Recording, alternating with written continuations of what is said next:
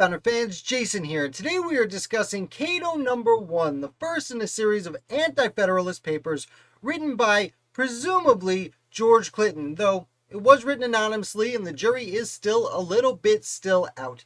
Now, interestingly, compared to other Anti-Federalist authors, Cato starts out this first paper very peculiarly. He spends pretty much the entire paper doing what can only be described as flattering the reader, saying things like, "You've been through the revolution. You know how important government is. You've created your own government, so you understand the weight of this scenario, and you understand that the wrong decision could be bad for you and your constituents. No, I'm not telling you how to think. I'm telling you, you know how to think, and you should think really hard about this Constitution."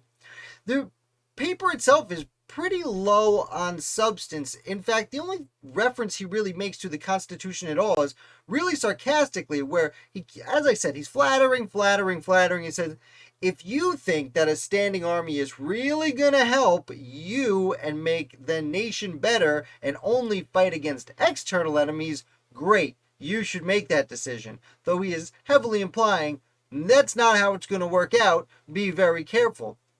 But as I said, as far as Anti-Federalist Papers go, it has a wildly different tone than any other one that I've covered yet on this channel. And it has a real, hey, the people know what's up kind of angle. Like, you got this, champ.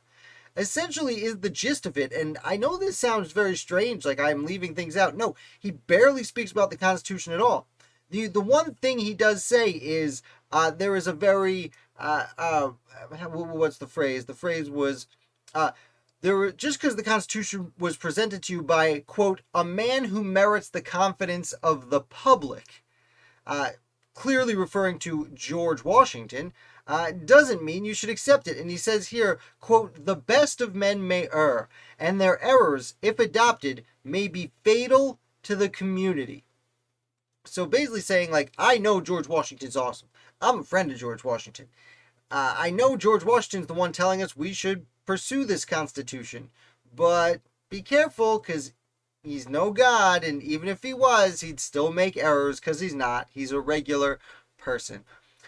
And believe it or not, that about sums up Cato #1. Now, the following Catos get much deeper into the weeds of what is wrong with the Constitution. Specifically, he's one of the few Anti-Federalists who goes into the presidency itself. So we will get back to that next time. But as of now, that's really it for Cato #1. I hope you enjoyed the video. If you did, hit like. And if you're new here, subscribe for American Revolution content 7 days a week. I'll be back with another founder for you tomorrow.